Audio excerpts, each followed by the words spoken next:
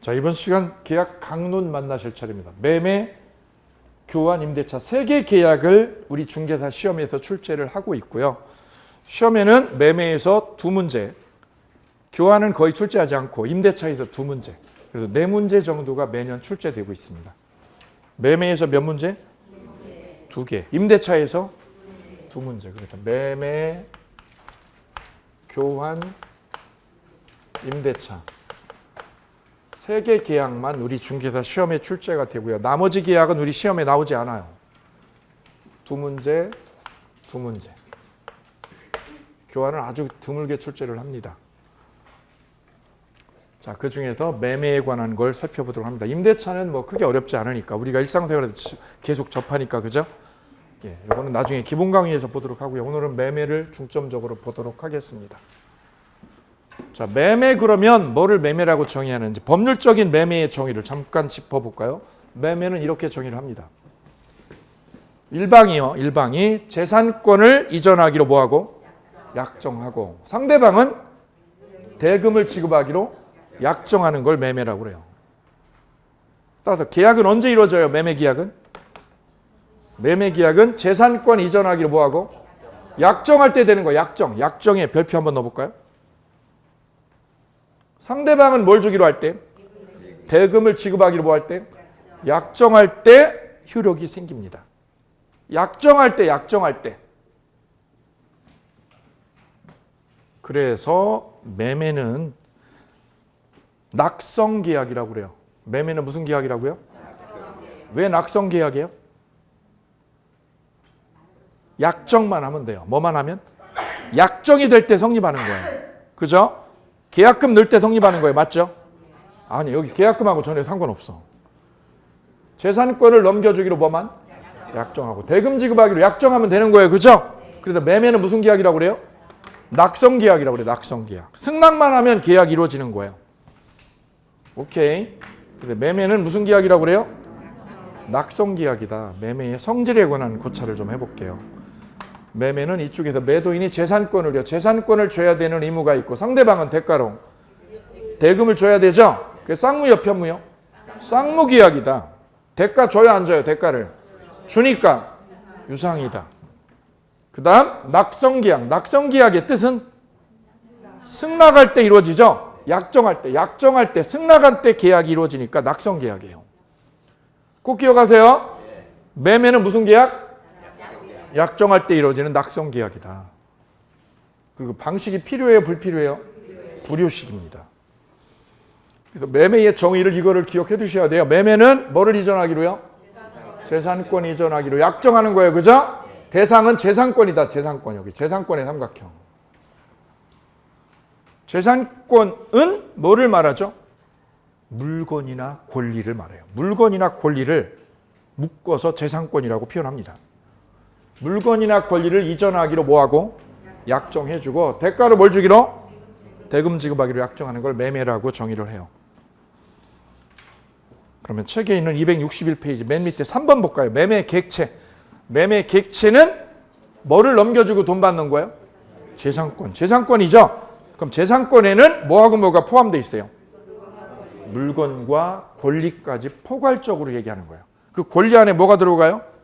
분양권 매매 되죠? 임차권 매매 되죠? 지상권 매매 돼요. 왜요? 권리죠. 권리 팔고 넘기는 걸 매매라고 해요. 그럼 지상권은 매매 객체 될 수 있다, 될 수 없다? 그게 시험 문제. 26개 정답. 지상권은 매매의 객체가 될 수 있다, 될 수 없다? 될 수 있다. 분양권도 매매할 수 있죠? 주식도 매매할 수 있죠? 현존하지 않는 건물 매매돼야 안 돼. 현존하지 않는 건물 매매돼야 안 돼요. 현존하지 않는 건물 매매 계약해요, 못 해요? 이 건물이 현재 있어요, 없어요? 없는데 갑이 매도인이 매수인하고 계약을 했어요. 뭐라고요? 내가 넘겨줄게. 1년 안에 건물 줘가지고 넘겨줄게. 돼, 안 돼? 되죠. 왜요? 약정하면 되는 거 아니에요, 약정. 그 다음 이 집이 내 집이어야 돼요? 아버지 집도 돼요? 아버지가 소유하는 집을 내가 넘겨주겠다는 약정 돼야 안 돼? 되죠. 누구 집? 타인 소유. 아버지가 소유하는 집을 아들이 매매하는 거 된다고. 왜요? 매매는 언제 되니까? 굉장히 중요해 지금. 맨 마지막 줄에. 타인 소유 물건에 대한 매매 계약도 무효, 유효? 유효다. 왜요? 매매는 약정할 때 이루어지는 거야, 약정할 때. 그 소유가 꼭 내 소유여야 돼요? 내 소유 아니어도 돼요? 내 소유 아니어도 매매하겠다고 계약서 쓸 수 있잖아요. 그죠? 오케이. 다음. 계약금 해지해 보도록 하겠습니다. 내가 집을 넘기겠다고, 이 건물을 을에게 팔겠다고 매매 계약, 합의를 했습니다. 예컨대 7억에 이 계약을, 이 집을 넘기겠다. 매매 계약 된 거야, 안 된 거예요? 매매는 언제 돼요? 약정할 때 되는 거예요? 약정했어요. 됐죠?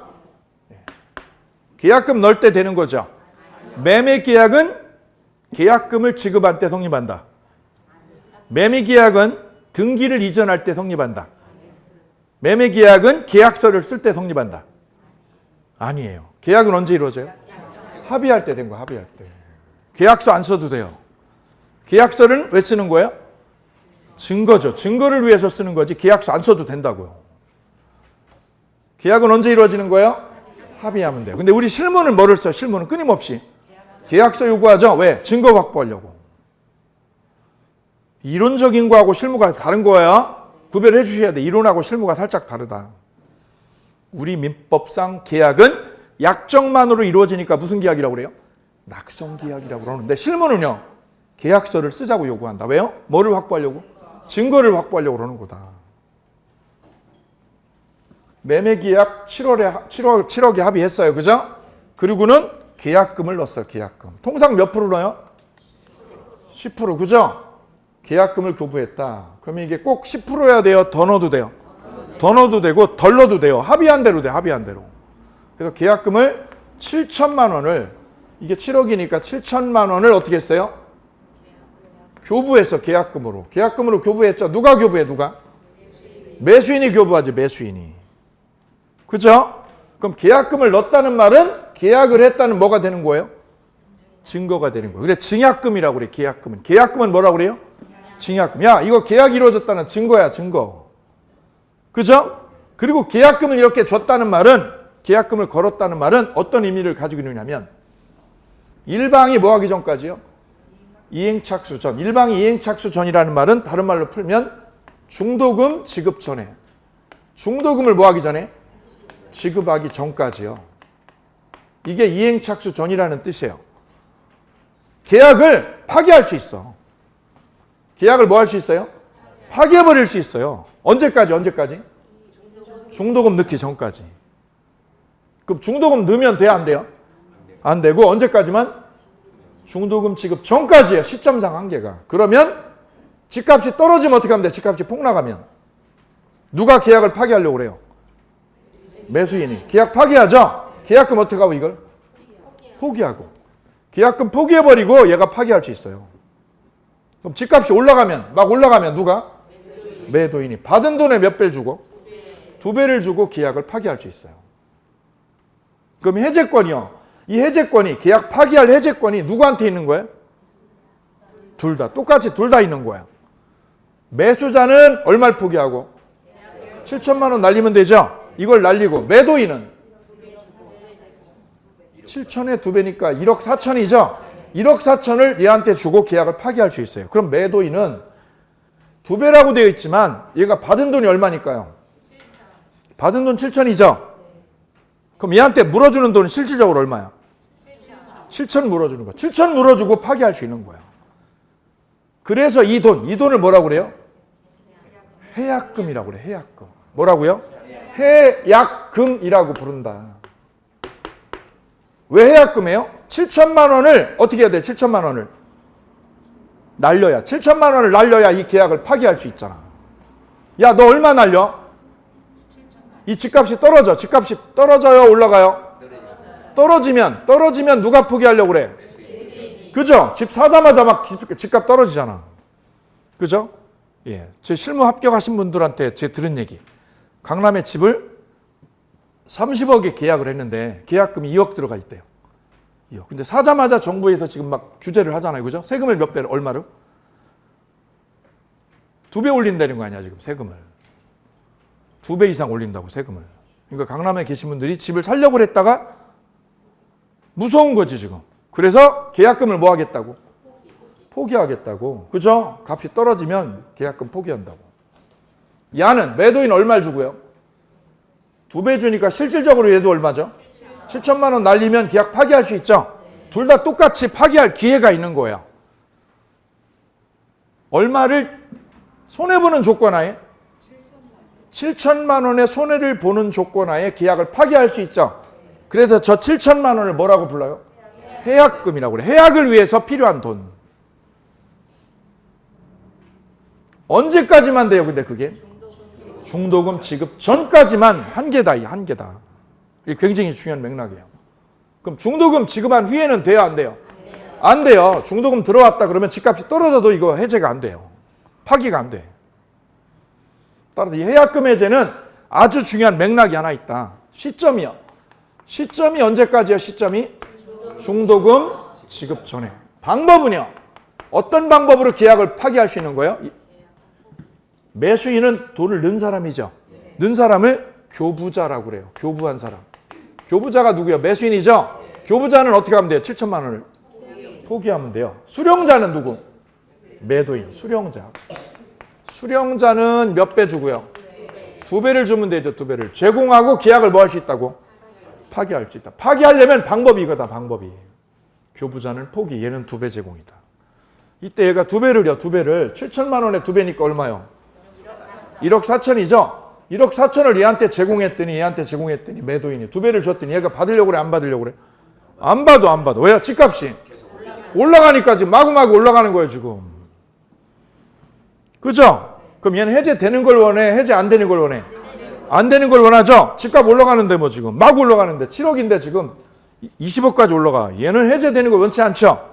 얘는 뭐 하고 싶어? 빨리 해제하고 싶죠? 중도금 들어오기 전에 어떻게 했어 얘가? 해제를 하려고 얘를 만나가지고 2배를 줬어. 얼마를요? 1억 4천을 줬더니 얘가 뭐라는 거야? 얘가 안 받고 밀어내는 거야. 이렇게요. 커피숍에서 밀어내는 거야. 밀어내는 거예요. 얘는 제공한 거야? 안 한 거야? 제공을 했는데 얘가 받아요? 안 받아요? 안 받고 계속 밀어내죠. 그리고 얘는 결국은 제공만 하고 얘한테 건네줬어요? 못 건네줬어요? 못 건네주고 집에 왔어. 불안하죠? 불안하죠. 왜? 해제가 아직 안 됐거든. 그죠? 그래서 얘가 어떻게 한 거야? 이제 공탁을 해야지, 공탁을. 근데 얘가 일이 바빠가지고 얘가 돈을 받으니까요? 안 받으니까 지금? 안 받으니까 돈을 1억 4천을 법원에 공탁을 걸면 돼요. 공탁 걸어가지고 얘가 빼가도록 하는 거야. 그걸 공탁이라고 그래, 공탁. 오케이? 공탁은 언제요? 상대방이 뭐 할 때? 수령을 거절할 때 법원에 공탁을 딱 걸어가지고 빼가게 만드는 제도예요. 얘가 받아요? 지금 안 받아요? 그 얘가 공탁을 걸어야 되는데 얘가 바쁜 일이 생겨가지고 연말에 다음날 갔어야 되는데 못 갔어. 오케이요? 오케이. 그 사이에 얘는 어떻게 했어요? 얘가 중도금을 매도인한테 공탁을 걸어버렸어요. 그럼 중도금이 들어온 거야? 안 들어온 거예요? 들어왔죠. 들어왔죠. 얘는 그리고 나서 계약을 뭐 한다고요? 아니 계약금이죠. 계약금의 몇 배를? 2배를 법원에 공탁을 했어요. 얘가 안 받으니까 오케이? 예. 그럼 해제가 된 거야? 안 된 거야? 자, 우리 대법원은 아까 몇 배를? 2배를 뭐 하기만 하면 된다고요? 제공하면 된다고 그랬죠? 제공만 하면 되는 거지 법원의 공탁까지는요. 공탁 처리 의무까지는 없다. 이렇게 판시를 하고 있어요. 그럼 뭐까지는 필요 없다? 공탁 절차까지는 필요 없다라는 거예요. 그럼 2배를 어떻게 하면 돼? 그냥 주고 줬죠? 커피숍에서 줬죠? 그리고 해약한다고 파기한다고 그랬죠? 그럼 그 날짜에 끝난 거예요. 엊그저께 끝난 거야. 얘가 받아도 안 받아도 안 받아도 얘가 뭐를 했어? 2배를 제공을 했죠. 제공. 2배를 뭐 했다고? 제공이 뭐야? 제공이 받을 수 있도록 건네준 거지. 그죠? 2배를. 그러면 파기가 된 거예요. 그때. 걔가 수령을 해요? 수령을 안 해도요? 수령을 하고 있어요? 상대방이 수령을 거부하고 있어요? 거부하고 있죠? 그래도 뭐까지요? 공탁 절차까지는 필요가 없다. 이렇게 보고 있는 거예요. 그럼 제가 지금 매매 파트에서 뭐를 강의하고 있어요? 해약금 해제를 설명드리고 있죠. 저는 제공을 하고 있죠. 근데 어느 누군가가 수령을 거절하고 있어. 그래도 제공은 된 거예요. 그래서 뭐까지요? 공탁까지는 안 해도 된다는 게 우리 판례입니다. 그래서 해제 시점은 첫 번째 언제까지고요? 일방이 뭐 하기 전? 중도금 지급 전까지를 말하고, 두 번째 방법은요. 방법은 교부자하고 수령자가 다르죠? 교부자는 그냥 뭐 하면 돼요? 포기만 하면 되고, 수령자는 2배 제공하고 해약한다고 그러면 돼요. 중요한 거는 세 번째입니다. 세 번째. 해제 효과요. 이 해제는 무슨 해제라고 그래요? 무슨 해제? 해약금 해제죠. 해약금 해제. 해약금 해제의 특징이 있어. 특징. 이 특징은 뭐냐면 얘가 채무불이행을 했기 때문에 얘가 계약을 파기한 거 맞죠? 얘가 해제한 거는 얘가 채무불이행했기 때문인가요? 아니죠. 그죠?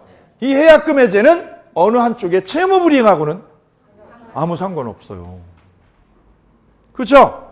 너 해제 왜 하는 거니? 너 이거 왜 계약금 포기하고 왜 계약 파기하는 거니? 그랬더니 얘가 뭐라고 그래? 집값 떨어져서. 그죠? 마음이 변했어. 마음이. 그죠? 예. 너 이거 살려고 그랬다가 왜 안 사니? 그랬더니 얘가 뭐라는 거예요? 마누라가 마음에 안 든대 집이. 그죠? 이번에는 아들이 저런 집 왜 사냐고 아들이 와서 또 그러네. 마음이 변한 거죠? 그래서 이 해약금 해제는 원인이 없어. 원인이. 채무불이행하고 관련이 없어요. 채무불이행하고 하등에 관련이 없죠?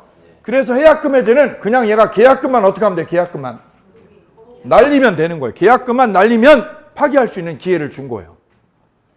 따라서 이거는 뭐하고 상관없으니까요. 채무불이행하고 관련 있는 거예요? 관련 없는 거예요? 그래서 이 해약금 해제는 법정 해제하고 다르다. 무슨 해제하고?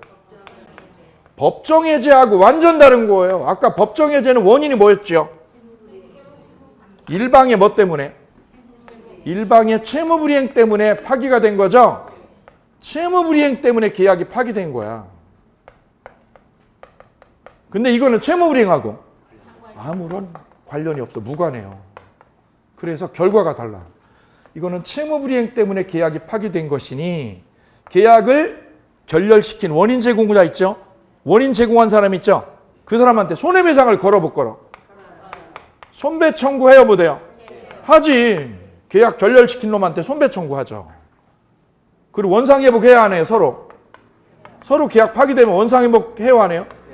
원상회복 하죠? 원상회복하고 손배 청구하는 거예요. 이거는. 그런데 말이죠. 이 해약금 해제는 뭐하고 무관해요? 채무불이행하고 하등에 관련이 없죠? 그래서 손배 청구를 해보대. 무슨 손배 청구야? 손해배상은. 계약금 날리면 끝이지. 이건 뭐 날리고 끝? 계약금 날리고 끝이야. 그래 뭐를 청구 못해요? 손배 청구할 수 없는 겁니다. 왜 손배 청구할 수 없어요? 채무불이행하고 관련 없으니까. 그죠? 그냥 계약금 날려. 뭐 날려? 계약금 날려. 그냥 계약금 날려. 그죠? 계약금 날리고 끝나는 거지. 손해배 청구하면 안 되는 거야. 그럼 원상회복은 해요 안 해요? 원상회복도 안 해요. 왜 안 해요? 이건 또 착수 들어가기 전이니까 원상회복 해놓을 게 없는 거야. 그래서 두 가지 점에서 뭐하고 달라요? 법정해제와 해약금 해제가 완전 달라요. 여기 그래 아주 중요하게 시험 타켓이에요. 지금 공부하는 해제는 무슨 해제요? 해약금 해제고, 요거는 뭐하고 구별이 지어줘야 돼요? 법정 해제와 완전히 다르게 구별이 확실히 떨어져야 된다. 요 두 가지 점에서. 오케이? 요 세 가지로 정리를 할게요. 해약금 해제는 시점에 한계가 있다. 시점. 일방이 뭐하기 전? 이행착수 전. 방법은요? 교부자는 포기하고 수령자 다르죠? 특징은 두 가지다. 특징 두 가지. 이렇게 자리를 잡아주시면 계약금 해제, 해약금 해제가 정리가 되겠습니다. 263페이지 책의 밑줄 그으면서 갈게요. 263페이지에 1. 계약금 계약의 성질 1. 종된 계약. 매매 계약의 종된 계약이다. 매매가 주계약이고 계약금 계약은 무슨 계약? 종된 계약. 뭐가 주계약? 매매가 주, 계약금은 종이에요, 종. 그럼 주계약이 매매 계약이 무효로 되면 계약금 계약도 무효로 소멸하죠. 이게 꽝이면 주계약이 꽝이면 이것도 같이 꽝이 되는 거예요. 뭐가 주니까요? 매매가 주, 이거는 종. 주종 관계에 있다. 두 번째, 요물계약이에요. 별표. 계약금을 지급하기로 하는 약정이나 일부 지급으로는 계약금 계약은 이루어져요? 이루어지지 않아요? 이루어지지 않고 계약금을 어떻게 해야 됩니까? 전액이죠. 전액을 지급해야 이루어지는 거예요. 따라서 계약금을 내일 드릴게요. 이거 돼, 안 돼? 안 되는 거예요. 약정만으로 돼야 안 돼요? 약정만으로 계약이 되면 무슨 계약이라고 그래요? 낙성계약. 낙성계약은 뭐만으로 되는 거예요? 약정만으로 이루어지는 거죠? 이 매매는요? 이 매매는 무슨 계약이에요? 매매는 무슨 계약? 낙성계약이에요. 낙성계약이 무슨 뜻? 약정만 하면 되는 거지. 근데 계약금 계약은 약정만으로 돼요? 계약금을 교부해야 돼요? 교부를 해야 되죠? 7천만 원을 교부를 해야 되니까 이건 무슨 계약? 요물계약이다. 그래, 요물계약이다. 꼭 기억하세요. 요물계약이고 종된 계약이다. 그리고 이 매매하고 계약금 계약은 성격이 완전 다른 것. 구별 지으셔야 돼요. 해제 시기. 일방이 뭐하기 전? 이행착수 전. 이행착수 전은 뭐를 말하는 거죠? 중도금 지급 전까지다. 중도금 들어오면 안 돼요. 3. 해제 방법. 교부자는 계약금을 포기하고 수령자는 배액 제공이 필요하죠. 다음 4. 계약금 해제 효과. 계약금을 포기하고 계약을 해제하면 상대방은 이를 원인으로 뭐를 청구할 수 없습니다. 손해배상을 치고 들어와 못 들어와? 못 들어와요. 왜요? 채무불이행이 아니니까. 그 다음 계약금 해제는 아직 이행착수 들어갔어요? 착수 전이에요? 원상의 목 의무가 이 점에서 뭐하고 다르다? 법정해제와 완전히 구별된다. 요거 두 개 구별하시기 바랍니다. 다음 이거 넘어가시면 매매의 세 번째 주제인 담보 책임이 나와요.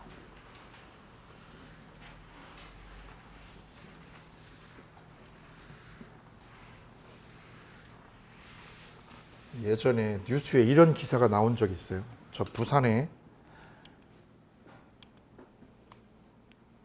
원룸 계약을 했더니 그 원룸이 기울어지기 시작했어.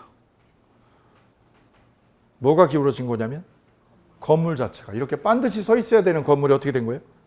기우뚱하게 이렇게 넘어지려고 그러는 거죠. 예. 그걸 산 매수자 입장에서 황당하죠. 그때 매수자가 돈을 다 치르더라도 그 매매 목적물이 기울어지는 상황이면 내가 빌라에 들어가서 빌라 401호를 내가 샀다 매매로. 그럼 내가 잔금 치르고 소유권 이전 받아도 내 매매 목적이 이루어질 수 없는 상황이에요. 목적 달성 이루어질 수 없는 상황이죠. 그때 책임을 져야죠. 책임을. 누가 책임져요? 매도인이. 집 팔기로 한 매도인이 누구한테? 매수인한테 하자에 대해서, 하자 발생에 대해서 책임지는 걸 담보 책임이라고 그래요. 매매 목적물에 뭐가 생기면? 하자가 생기면 누가 책임지는 겁니까? 매도자가 누구한테? 매수자에게 그 하자 발생에 대해서 책임져라 이거예요. 그 책임을 무슨 책임? 담보 책임이다라고 이름을 붙여요. 그럼 책임은 누가 지는 거예요? 매도인이 뭐가 있을 때? 하자에 대해서 책임지는 거야. 하자. 그 하자가 여러 종류야. 그런데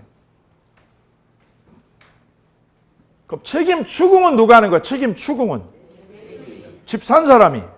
책임지는 사람은 그래 싸우는 거지. 자, 그러면 건물이 뭐한 거?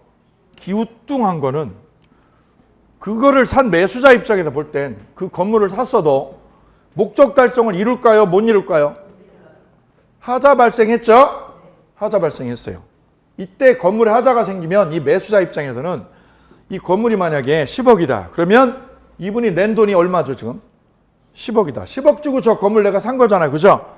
그때는 하자 있는 걸 전제로 한 거예요? 하자 없는 걸 전제로?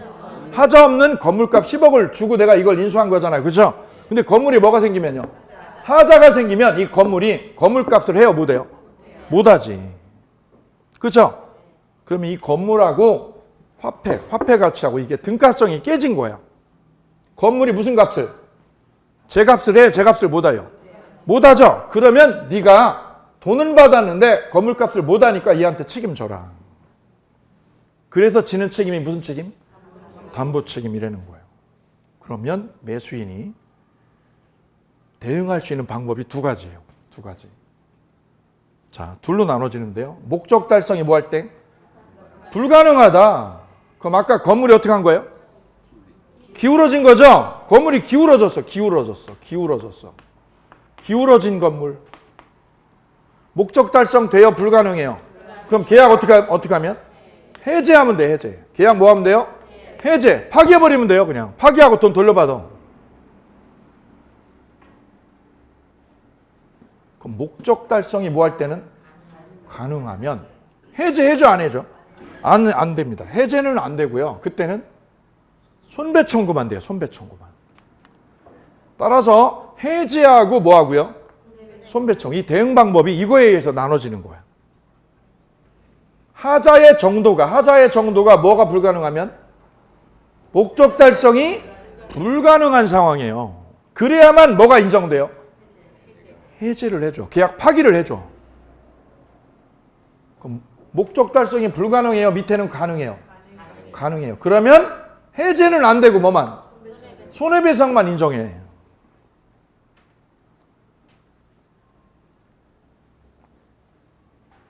제 수험생이요.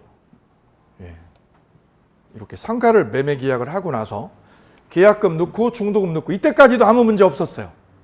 근데 잔금 치를 때 이 두 분이 사실은 수험생이었어요. 할아버지 할머니 두 분이 공부를 하셨어. 근데 저한테 그때 잔금 치를 때 여쭤보는 거야. 잔금 치려고 갔는데 건물을 구석구석 살펴보려고 상가를요. 12억이니까 돈이 꽤 큰 거예요. 12억이니까. 작은 돈 아니죠. 지방에서. 그래서 잔금을 치르기 직전에 상가를 한번 둘러봤더니 지하에 갔더니 지하에 상가 세입자가 이분한테 그러는 거죠. 내가 이 건물 살려고 그랬더니 하자 있는지 지금 보려고 그러니까 좀 이렇게 건물 좀 보여달라 그래. 문을 열어주면서 보여주는데 바닥에 물을 퍼내고 있는 거야. 이 할아버지 할머니가 매수자가 정신이 벌쩍 났어. 이걸 내가 왜 사 이런 건물을. 그래서 이 매수자께서는 계약을 파기하고 싶은 거야. 이유는 뭐예요? 이유는? 누수라고 하는 하자 때문이죠. 그럼 이거 가지고 계약 파기를 해줘요? 안 해줘요?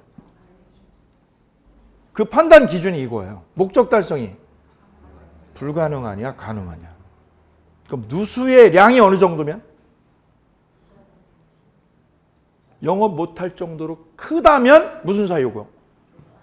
불가능이니까 해제 사유 되는 거죠. 그 정도가 아니면 영업이 가능하다 이거죠. 영업이 가능한데 손해만 좀 있는 거죠. 그럼 뭐로? 손해배상으로 엮어야지 해제로 못 엮어 이거는. 그래서 이 할아버지 할머니는 사기 싫은 거야. 그냥 뭐 하고 싶은 거예요? 해제하고 돈 돌려받고 싶은 거야. 빨리 나오고 싶은 거예요. 해제돼야 안 돼요. 해제하고 돈 돌려달라고 내용증명 보냈어. 그랬더니 매도인이 뭐라고 그래요? 야, 이 광고 가지고 해제가 되냐고. 그래 소송 중이었어. 해제가 되려면 어느 정도? 영업을 못할 정도였죠. 그런데 말이죠. 여러분이 판사라면 가볼 거 아니에요, 현장에. 그죠? 영업을 하군이 있어, 하군. 하군이 있는데 좀 불편하죠? 그럼 해제가 아니라 무슨 사유? 손해배상이다 이거죠. 그럼 아예 영업이 불가능할 정도다. 살 수도 없고 영업도 안 되다. 그 정도면 무슨 사유? 이걸로 판단한다 이거예요. 굉장히 중요한 맥이 여기서 하나 나왔어요. 하자가 있다고 그러면 우리는 뭐를 따지는 거예요? 법원에서는?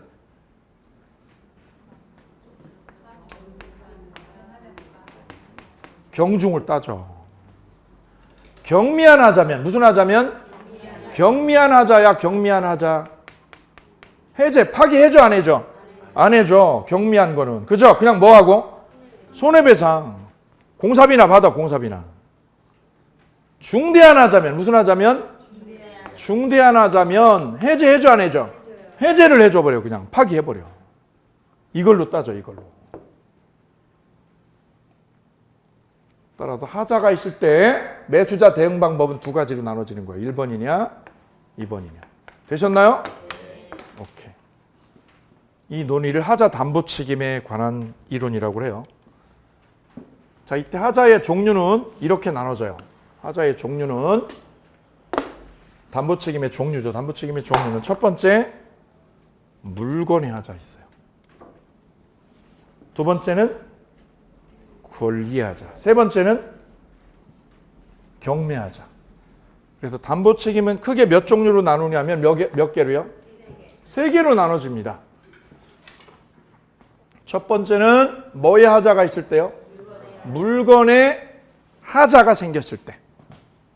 두 번째는 물건이 아니라 어디에?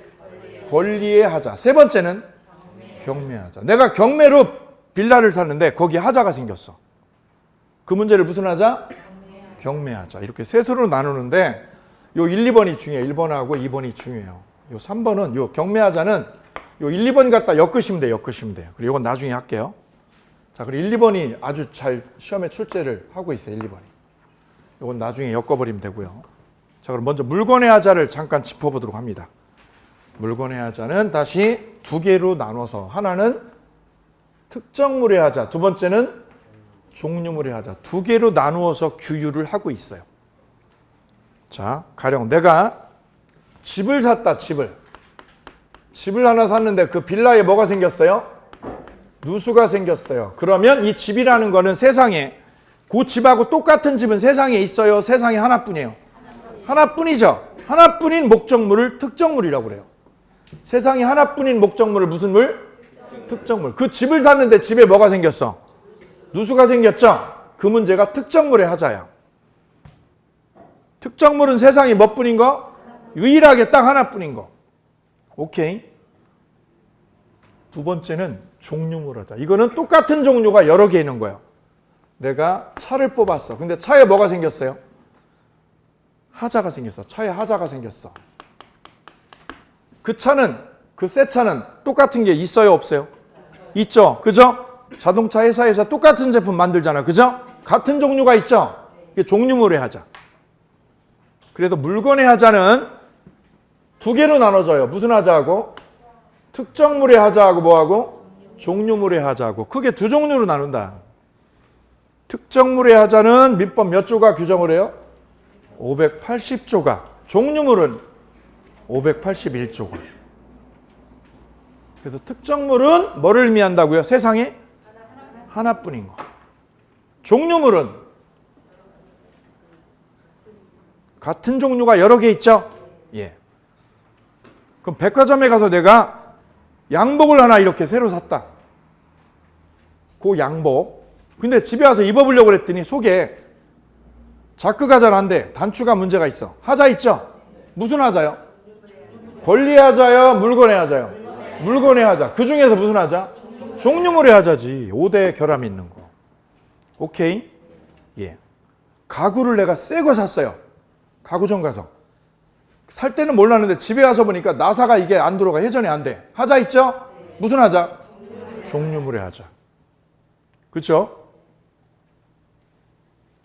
책을 샀는데 책에 파본이 있어. 무슨 하자? 종류물 하자. 그럼 어떻게 대응하죠?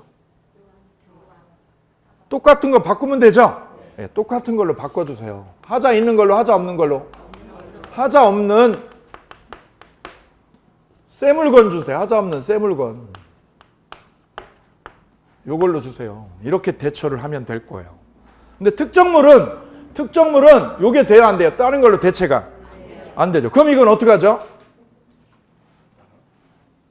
특정물은 어떻게 대응을 해요? 요거는 다른 걸로 하자 없는 걸로 새 물건으로 바꾸면 돼. 새 물건으로. 그죠? 근데 이건 안 되네. 왜? 세상에 하나뿐이니까. 그건 어떻게 해요? 아까 했잖아요. 경중에 따라 다르다고. 뭐에 따라? 경중을 나눠가지고 해결을 해. 아주 경미한 하자면 손해배상. 중대한 하자면 계약 해제지. 경중을 가려. 경중을. 그죠? 오케이. 이게 물건의 하자입니다. 자, 그럼 책으로 오셔가지고 조문 한번 볼게요. 264쪽 물권의 하자. 이 물권의 하자를 하자 담보 책임이라고 그래요. 580조하고 81조 있죠? 자, 580조 1항 매매 목적물의 하자가 있을 때 매매 목적물의 하자의 별표. 목적물의 하자를 뭐라고 그래요? 물권의 하자. 목적물의 하자를 무슨 하자? 물권의 하자라고 한다. 580조 찾으셨나요?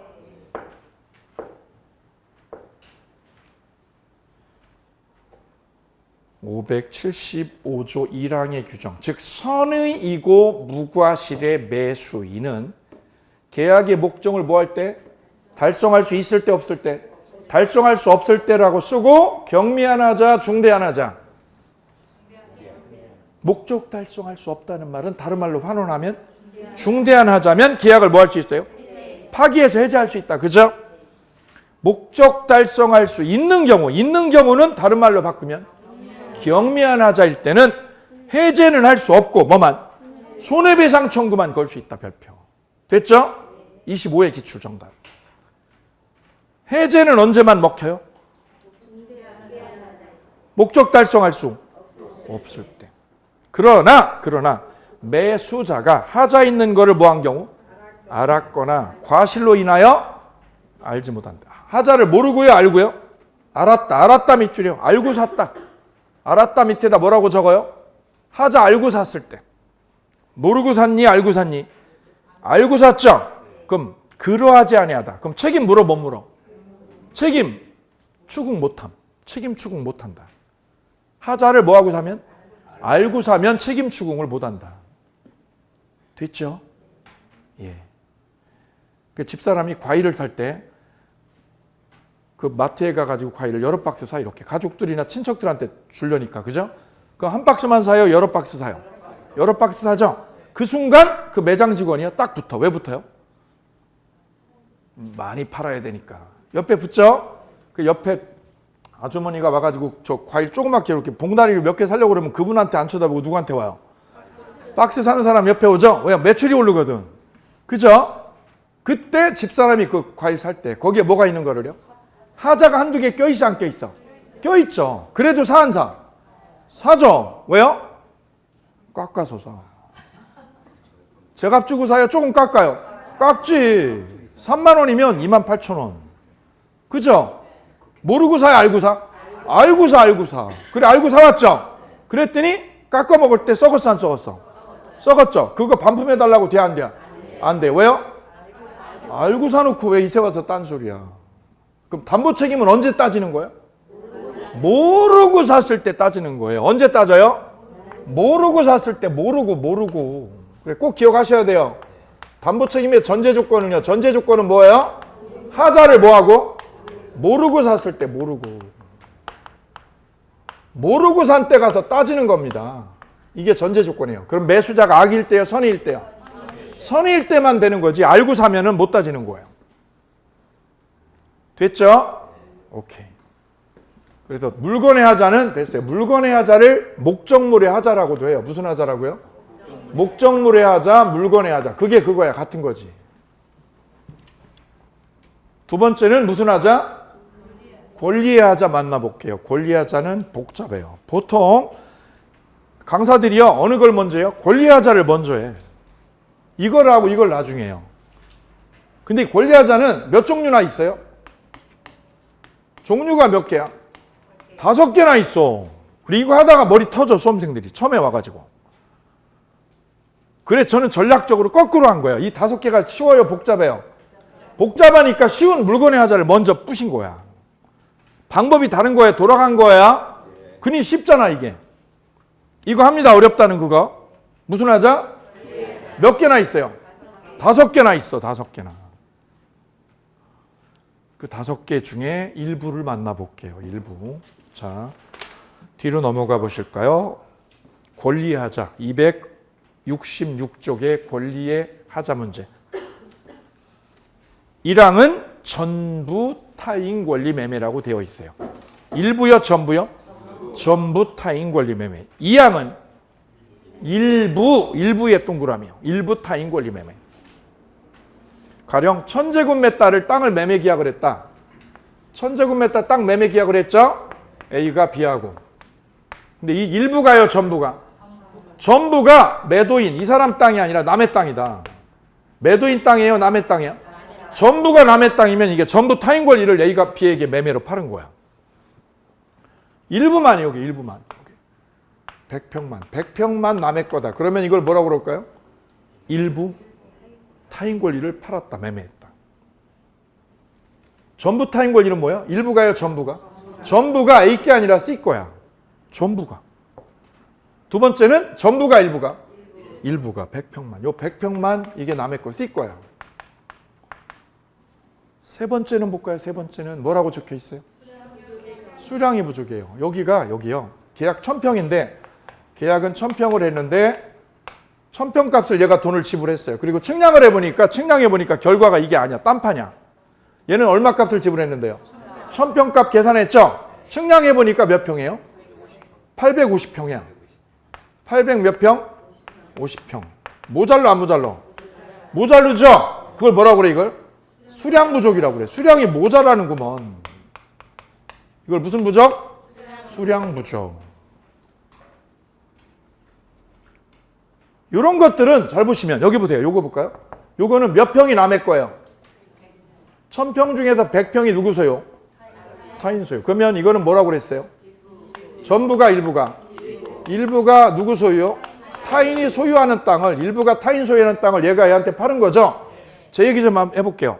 제가 살고 있는 집이 원래 아파트 살다가 불이 나가지고 저희가 집을 이사를 했어요. 근데 그 빌라에 불이 나가지고 빌라를 헐고 새로 졌거든요. 이렇게요. 지을 때 측량을 해보니까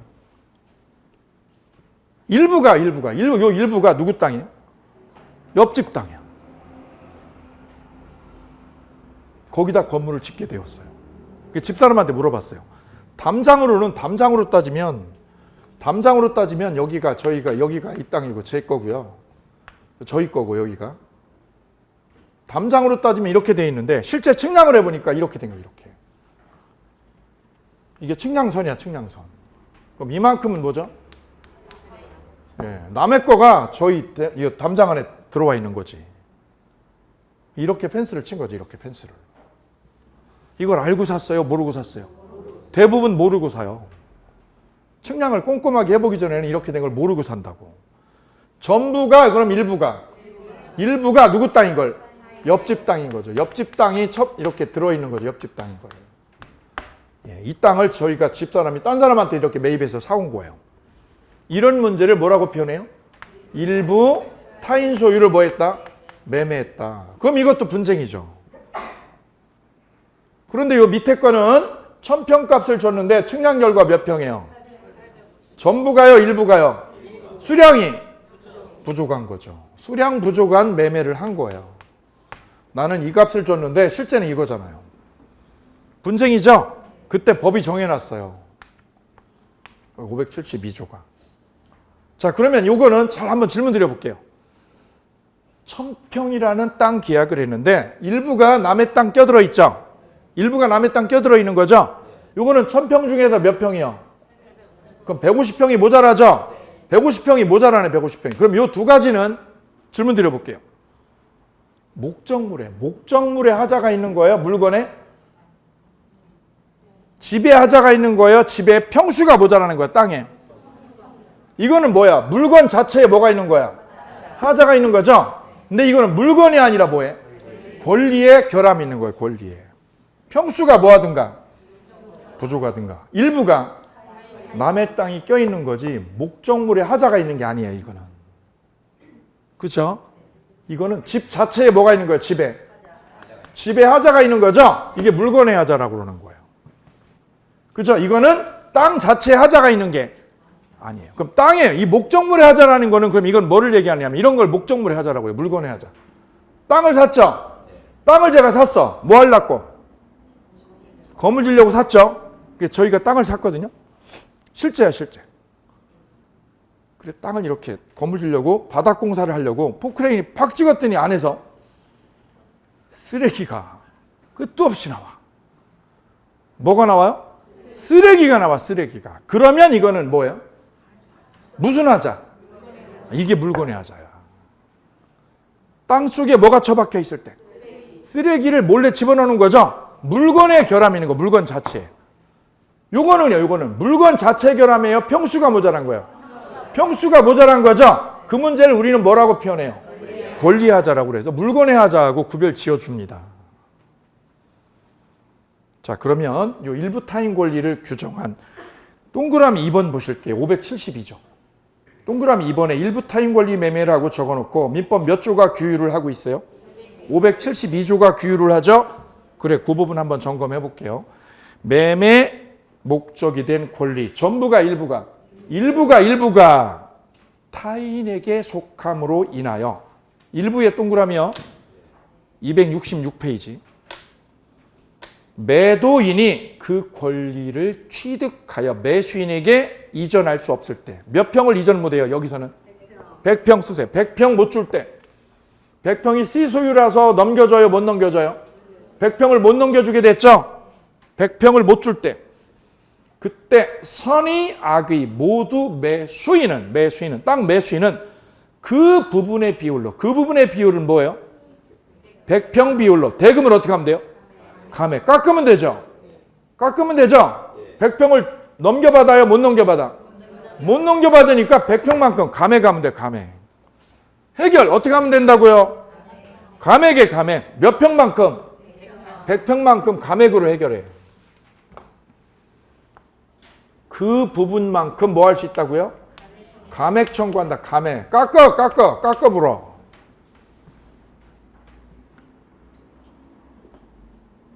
두 번째, 전항의 경우에 잔존한 부분만이면 잔존한 부분이면 몇 평? 900평. 900평만이면 매수인이 이를 매수하지 아니하였을 때 매수했어요? 매수를 안 했어요? 매수를 안 했다. 900평이면 내가 뭐를 못 줘? 공장을 못 줘. 900평으로는 뭐를 못 줘? 내 공장을 원하는 공장을 못 줘. 오케이? 그럼 목적 달성을 하는 거예요? 목적 달성을 못 하는 거야? 아, 이게 그 말이네. 뭐를 못 할 때요? 목적 달성을 할 때요? 못 할 때? 그럼 어떻게 하면 돼요? 계약을? 파기하면 되지. 파기. 왜? 900평으로는 내가 공장을 못 줘 여기다가. 그럼 계약 어떻게 하면 돼요? 파기할 수 있다. 파기가 뭐예요? 해지할 수 있다. 이제. 그것도 언제만? 선의일 때만. 악이요? 선의요? 선의의 동그라미야. 선의라는 말은 몰랐다. 뭐를 몰랐다? 100평 남의 거를 몰랐다. 100평이 남의 땅에 있는 거를 몰랐을 때. 됐나요? 그럼 1항은 어떻게 하는 거였어요? 1항은 뭐 하는 거예요? 감액하는 거죠? 2항은 해제하는 거. 와, 이게 방법이 다르네. 근데 감액은 해제와 달라요. 해제는 알고 살아야 돼요? 모르고 선의일 때만 돼요? 선의일 때만 됐죠? 감액은 그런데 1항에 보면 뭐라고 돼 있어요? 선의, 악의 모두라고 그랬어. 아, 그래, 시험은 이게 나오겠네. 감액은 선의일 때요? 악일 때요? 선악 다 인정되죠? 근데 해제는 선의일 때만 돼요. 선의일 때만. 이거 구별하는 게 시험 포인트예요. 일부 타인 소유일 때는 매수자가 해제를 해요? 감액해요? 감액할 수 있는데 선의일 때만이다? 선악 불문이다? 선의일 때만이다. 그럼 맞음 틀림? 틀림. 선의가 아니라 언제요? 악의여도 돼. 악의여도. 알고 있어도 이거는 감액이 돼. 어차피 못 넘어오는 거니까. 요 100평은 남의 거라서 넘겨줘? 못 넘겨줘? 어차피 못 넘겨주죠? 그럼 깎아버리면 돼 이거는. 근데 말이죠. 해제는 언제만요?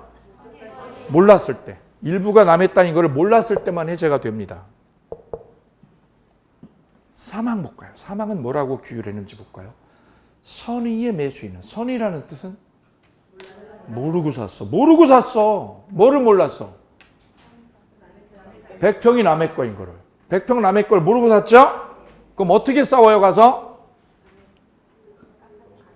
감액 또는 해제 외에. 어우, 이제 민법이 재밌는 거를 알 거예요. 감액 또는 뭐 외에? 해제 외에 뭐까지요? 손배 청구할 수 있다. 그럼 이 조문 속에는 여러 개를 한꺼번에 집어넣은 거야. 입법자가 한꺼번에 집어넣은 거야. 감액 또는 뭐예요? 감액은 그럼 언제예요? 해제는 언제예요? 목적 달성을 할 때 못 할 때? 100평이 모자라가지고 뭐를 못 할 때요? 목적 달성을 할 때요? 못 할 때? 못 하는 상황. 목적 달성을 하는 상황, 못 하는 상황? 못 하는 상황이면 뭐 할 수 있어요? 해제하고 손해배상을 걸어. 해제하고 뭐까지요? 외에 뭐까지? 손해배상까지 변상을 받아. 왜 손해배상이에요? 요거 내가 저 땅 사가지고 공장 질라고 벽돌하고 자재 다 사놨어. 근데 몇 평이 남의 땅이야? 100평이 남의 땅이어가지고 내가 원하는 공장을 져요? 못 져요? 못 지는 거죠? 그럼 매수자 입장에서는 심각한 거죠? 그죠? 중대한 거죠? 그래서 뭐를 못하면? 목적 달성을 하는 상황, 못하는 상황. 그러면 계약 어떻게 해요? 해지하고 손해배상. 손해배상은 뭐예요? 자재값 내놔, 자재값. 야, 내가 자재 얼마나 사다 놨는데, 비싼 자재를. 해제 외에 뭐까지요? 손해배상까지. 그런데 이번에는요, 그 100평이 모자라도, 100평이 옆집 땅이어도 공장을 지을 수 있어. 100평이 남의 땅이죠? 그러면 나머지 900평으로 공장을 져요, 못 져요? 지을 수 있다면, 그럼 목적 달성을 못 하는 거예요? 목적 달성을 하는 거예요? 목적 달성을 900평으로 가능한 거죠? 이런 상황이라면 뭐야, 그냥? 감액으로 끝나. 해제까지 못 가. 그래서 우리 입법자는 뭐하고 뭐 중에? 감액 또는 해제라는 말은 무슨 말이에요? 또는 해제가 뭐야? 둘 다 하는 거죠? 또는이 뭐야, 여기서? 또는이 이게 시험에서 중요한 거야. 감액이나 해제. 둘 중에 하나. 두 가지 다예요? 둘 중 하나야? 둘 중 하나를 선택하라는 거지. 선택이라는 의미가 또는이야, 이게 또는. 뭐하고 뭐 중에서? 감액이나 해제. 둘 중에 하나 고르라고. 외에 뭐까지요? 손해배상까지 치고 나갈 수 있다. 이제 재밌어졌죠? 이제 연결되셨어요? 오케이. 그럼 저희 집사람이 제가 물어봤어요. 이 땅 언제 샀어요, 여보? 이 상황이야, 지금. 몇 평이요? 100평이 누구 땅이에요? 옆집 땅이야, 지금. 그죠? 그 집사람한테 물어봤어요. 얘 알고 샀어? 내가 어떻게 알아, 그거를? 몰랐죠? 모르고 산 거야, 땅을 지금. 오케이? 예. 그럼 이 상황에서 집사람이 이 땅을 산 매수자입니다. 그죠? 근데 일부가 남의 땅이에요. 그죠? 일부 남의 땅이 껴들어 있죠? 제 집사람이 그 땅 판 사람한테 권리 행사할 수 있는 게 뭐가 있을까요? 감액 되죠? 목적 달성 못하면 해제되죠? 예. 감액이나 해제 둘 중에 하나 합니다. 그죠? 언제요? 알았을 때요? 몰랐을 때만? 감액은 언제 되고요? 둘 다 되네. 이 감액 카드는 선악 다 되죠? 해제 카드는 요게 달라. 그때 달라 이것이 내 머리를 아프게 하는 거예요. 그죠? 예. 감액은 언제 하는 거예요? 해제는? 예. 손해배상은 악의일까요? 선의일까요? 이 사망의 전제 조건은 뭐라고 돼 있어요? 선의의 매수인은 선의죠? 몰랐을 때 선의의 매수인은 감액 또는 해제 외에 뭐까지요? 손해배상까지 치고 나갈 수 있다. 오케이? 예. 선의해야 돼. 이건 선의해야만 둘 중에 하나 할 수 있어. 하고 뭐까지 가요? 손해배상까지. 악이면 할 수 있는 거 이 중에 뭐만 있어? 악이면 딱 하나. 뭐? 감액 하나. 악이면 감액 하나야, 이거. 악이면 몇 분? 감액 하나. 요거 하나의 별표. 나머지는 다 뭐야? 선이야, 선의. 나머지는 다 뭐라고요? 선이어야 요거 되는 거야, 이렇게요. 문제는 제 집사람이 땅을 산 지가 시간이 꽤 흘렀어요. 그죠? 예. 이제 와서 그거 땅 주인한테 가서 따질 수 있을까요, 없을까요? 법이 정해놔서 기간을. 사망 보세요. 573조. 전조의 권리행사 기간이라고 적어놨죠? 예. 이걸 제척기간이라고 그러는데, 자 볼까요? 전조의 권리는 매수인이 선의이면 언제부터? 그 사실을 안날. 안날이요, 안날. 선이면 그 사실을 뭐 한 날? 안날로부터 1년이고, 악이면 계악일입니다. 계악일 밑줄이요. 선이면 언제부터 1년? 안날. 악이면 계약한 날로부터 몇 년? 1년이다, 1년. 요거 바꿔가지고 시험에 아주 잘 나와. 선이면 언제부터 1년? 안날부터 1년이고요. 악이면 계약일이라고 하면 안 되고요. 요걸 바꿀게요. 뭐라고요? 계악일이라고. 계악일, 계악일. 왜요? 악자하고 요거하고 딸려고, 이렇게 딸려고. 그래서 계약일이 아니라 뭐라고요? 계악일이라고 읽어. 계악일. 그래 안 헷갈려요? 그래 앞으로 악일은 뭐라고요? 계의악일입니다. 계악일 이렇게 읽어. 계의악일. 시험 이게 한 10번 더 나온 거예요. 이거. 이 단순한 문제가. 민법은 어렵게 나와요? 아니 어렵지 않아요. 아주 단순한 걸 물어보는데 헷갈리는 것만 물어봐. 내년도 똑같을 거예요. 어려운 거 내지 않아요. 어려운 건 3, 4개밖에 없어. 대신에 어떤 걸 중점적으로 확인하는 거예요? 틀리기 쉬운 거를 중점적으로 치고 들어오는 거예요. 자, 그래서 572조는 권리 전부가요, 일부가요?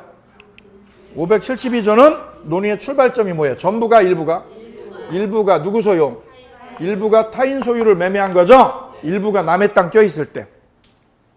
3가지예요. 첫 번째 걸음은 뭐예요? 첫 번째 1걸음은 감액은 언제? 선악이다. 해제는 선의일 때 2번째 걸음. 3번째 걸음은요? 선의일 때만 뭐 할 수 있어요? 감액 또는 해제 외에 뭐까지요? 손배청구까지. 요 사망을 한 번 더 해볼게요. 사망. 사망 어떻게 정리해? 일부 타인에서는 선의의 매수인은 뭐하고 뭐? 감액 또는 해제 외에 뭐까지요? 손배청구까지 할 수 있다. One more time. 선의의 매수인은 뭐하고 뭐? 감액 또는 해제 외에 손배청구까지 할 수 있다. 악의의 매수인은 뭐만? 감액뿐. 악의의 매수인은 뭐뿐? 이항은 빼버려. 그러면 이항 빼버리고 그럼 뭐만 남아? 악이면 뭐뿐? 선이면 됐어요. 마지막 기간은 몇 년이에요? 1년인데 요것만 외운다. 요것만. 악이면 언제부터? 계의악일부터 1년. 그래서 일부 타인 권리를 이렇게 부셨어요. 요런 게 몇 개 있다고? 5개나 있어. 몇 개나? 이거 하다가 머리 아프니까 제가 전략적으로 이걸 물건의 하자를 먼저 부신 거예요. 왜 이거 건드려버리면 머리 아프다고 집에 갈 확률이 많아서. 그래서 이건 나중에 하고요. 이거 먼저 잡으시면 돼요. 예, 5개 중에 지금 몇 개 했어요? 하나 했어. 하나 지금. 몇 개 했어요? 1개 했어. 앞으로 4개 남았어. 이거 꼭 기억해 두세요. 전부요, 일부요? 일부 타인 권리 매매에 관한 법리는 1번 감액 문제, 2번 선의일 때, 3번 기간 문제. 이렇게 정리를 해나가시면 되겠습니다. 그래서 담보 책임까지 연결을 하셨고요. 나머지 환매, 기타 등등 이 부분은 기본 과정에서 하나씩 제가 풀어드리면 될 것 같아요. 교환하고 임대차 부분 남아있죠? 예. 이 부분은 기본 과정에서 하나씩 소개를 드리도록 할게요. 이렇게 해서 오늘 강의를 모두 마치도록 하겠습니다. 긴 시간 함께해 주셔서 대단히 감사합니다.